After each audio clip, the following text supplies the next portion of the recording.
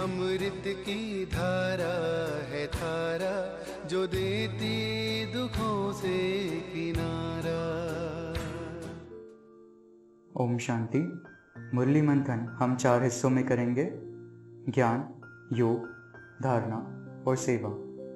ज्ञान मंथन आसान करने के लिए उसे और 7 हिस्सों में बांटा गया है। पहला है परमात्मा, दूसरा है आत्मा, तीसरा है त्रिलोक और त्रिमूर्ति, चौथा है कल्पवृक्ष, पांचवा है सृष्टि चक्र, छठा है भारत के उत्थान और पतन की कहानी या फिर सीढ़ी, और सातवां है गीता का भगवान। आज 15 अगस्त 2020।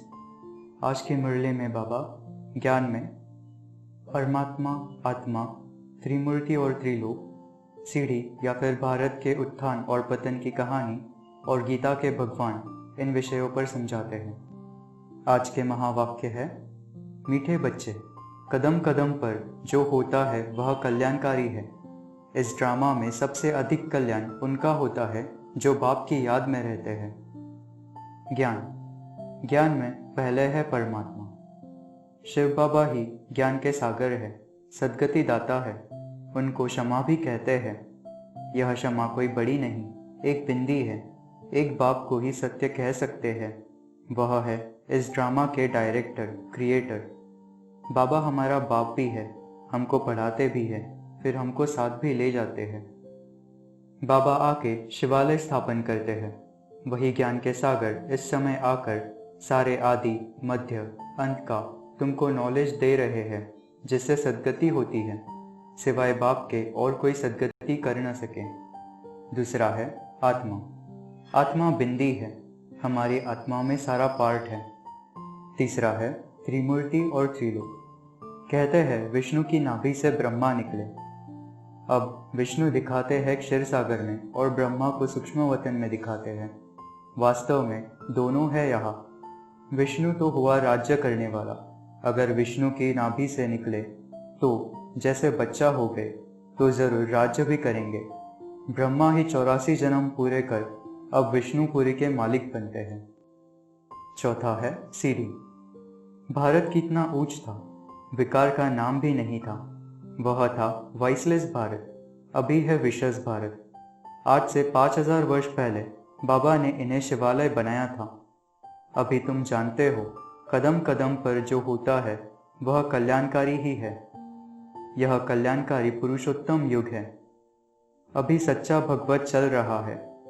अभी तुमको स्मृति आई है कि द्वापर में जब भक्ति मार्ग शुरू होता है तो हीरे मानिक के मंदिर बनाए थे।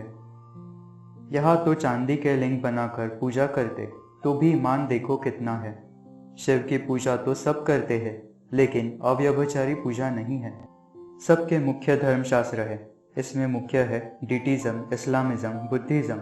यह है बड़ा झाड़, 3 मुख्य ट्यूब्स निकलती है। झट समझ जाएंगे कि हम किस धर्म के हैं। शुरू से लेकर यह चक्र कैसे चला है, फिरा है, यह अब हम जानते हैं। अभी का प्रेजेंट, फिर पास्ट हो, फ्यूचर हो जाएगा।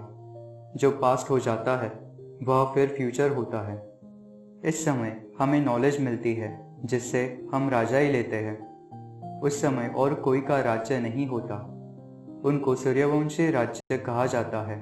लक्ष्मी नारायण का राज्य चलता है 1250 वर्ष। फिर वह राज्य देते हैं दूसरे भाइयों, क्षत्रियों को। फिर उनका राज्य चलता है। समझते हैं बाप ने आकर पढ़ाया। जो अच्छी रीति पढ़े वह सूर्यवंशी बने, जो फेल हुए उनका नाम क्षत्रिय पड़ा। बाकी लड़ाई आदि की बात नहीं। अभी मनुष्य तो बाप को नहीं जानते। ड्रामा अनुसार यह फिर भी ऐसे होगा। अभी हम ब्राह्मण श्रीमत पर पढ़कर विश्व के मालिक बनते हैं, तो कितनी खुशी होनी चाहिए। ब्रह्मा बाबा तो अभी ही समझते रहते कि हम जाकर बच्चा बनेंगे। वहाँ भी जब बूढ़े होंगे तो समझेंगे अब यह वानप्रस्थ शरीर छोड़ हम किशोर अवस्था में चले जाएंगे। बचपन है सतोप्रधान अवस्था, युवा अवस्था को रजो, वृद्ध को तमो कहते हैं। इसलिए कृष्ण पर लव जास्ती रहता है तो लक्ष्मी नारायण भी वही, परंतु मनुष्य यह बातें नहीं जानते। बाबा कहते हैं कुमारियों को तो बहुत खड़ा होना चाहिए। कुंवारी कन्या, अधर कुमारी, देलवाड़ा आदि जो भी मंदिर है, यह तुम्हारे ही एक्यूरेट यादगार है। वह जड़, यह चैतन्य। तुम यहाँ बैठ भारत को स्वर्ग बना रहे हो। स्वर्ग तो यहाँ ही होगा। गोप गोपिया तो तुम हो, सतयुग में थोड़े ही होंगे। वहाँ तो होंगे प्रिंस प्रिंसेस। गोप गोपियों का गोपी वल्लभ है, प्रजापिता ब्रह्मा है सबका बाप, और फिर सब आत्माओं का बाप है निराकार शिव। यह है सब मुख वंशावली। कृष्ण लक्ष्मी नारायण को सावरा कर देते, रामचंद्र को भी काला कर देते। बाप कहते हैं काम चिता पर बैठने से सावरे हुए हैं। तुम सब ब्राह्मण हो, ज्ञान चिता पर बैठते हो। शूद्र काम चिता पर बैठे हैं। जागेंगे भी ड्रामा अनुसार। ड्रामा बड़ा धीरे धीरे चलता है। पांचवा है गीता के भगवान। सभी आत्माओं का बाप भगवान हमको पढ़ा रहे हैं। उन्होंने फिर कृष्ण को भगवान समझ लिया है। सारी दुनिया में गीता का मान बहुत है, क्योंकि भगवानुवाच है। सर्व का सद्गति दाता एक है। गीता का ज्ञान जो बाप ने सुनाया था, वह फिर प्रायलोप हो गया। ऐसे नहीं, यह ज्ञान कोई परंपरा चला आता है। कुरान, बाइबल आदि चले आते हैं, विनाश नहीं होते। अभी जो ज्ञान हमें बाबा देते हैं, उनका कोई शास्त्र बनता नहीं जो परंपरा अनादि हो जाए। यह तो लिखते हैं फिर खत्म कर देते हैं। यह तो सब नेचुरल जल कर खत्म हो जाएंगे। बाबा ने कल पहले भी कहा था, यह ज्ञान तुमको मिलता है, फिर प्रारब्ध जाकर पाते हो, फिर इस ज्ञान की दरकार नहीं रहती। बाप तो राजयोग की शिक्षा देते हैं, जो फिर भक्ति मार्ग में शास्त्र बनाते तो अगड़म बगड़म कर देते हैं। सारा मदार है एक बात पर, गीता का भगवान कौन? कृष्ण को भगवान कह नहीं सकते, वह तो सर्वगुण संपन्न देवता है। योग, जो एक बाप को याद कर अपना भी कल्याण करते रहते, उनका एक एक दिन जास्ती कल्याणकारी होता है। बाबा को याद करते रहने से विकर्म विनाश हो जाएंगे और सब घोटाले निकल जाते हैं। धारणा, अपने को आत्मा समझ परमात्मा बाप से बातें करनी है।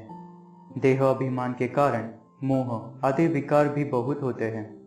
पूरी रीति ज्ञान को समझना है, वरना तब तक खुशी का पारा नहीं चढ़ेगा। बाबा ने ऑर्डिनेंस निकाली है, जो काम पर जीत पाएंगे वही जगत जीत बनेंगे। विकारों पर जीत पानी है। सब बीके भाई बहन हैं। क्रिमिनल आई नहीं होनी चाहिए, इसमें ही माया हार खिलाती है। यह अच्छी रीति जानना है, विनाश जरूर होना है, तैयारियां हो रही है। नेचुरल कैलामिटीज की भी ड्रामा में नूंद है। कोई कितना भी माथा मारे, तुम्हारी राजधानी तो स्थापन होनी ही है। कोई भी ताकत नहीं जो इसमें कुछ कर सके। भल कभी अवस्था नीचे ऊपर हो, ठंडे पड़ जाए। यह यात्रा है, यात्रा में नीचे ऊपर होते हैं।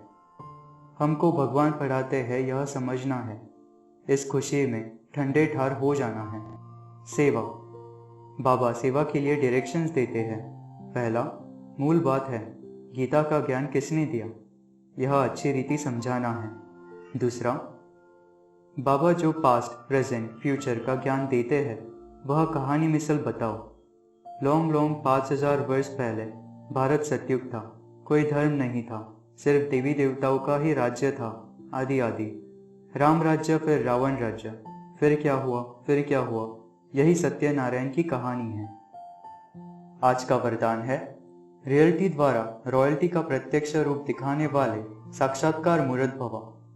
अभी ऐसा समय आएगा जब हर आत्मा प्रत्यक्ष रूप में अपने रियलिटी द्वारा रॉयल्टी का साक्षात्कार कराएगी। प्रत्यक्षता के समय माला के मनके का नंबर और भविष्य राज्य का स्वरूप दोनों ही प्रत्यक्ष होंगे। अभी जो रेस करते करते थोड़ा सा रेस की धूल का पर्दा चमकते हुए हीरो को छिपा देता है, अंत में यह पर्दा हट जाएगा। फिर छिपे हुए हीरे अपने प्रत्यक्ष संपन्न स्वरूप में आएंगे।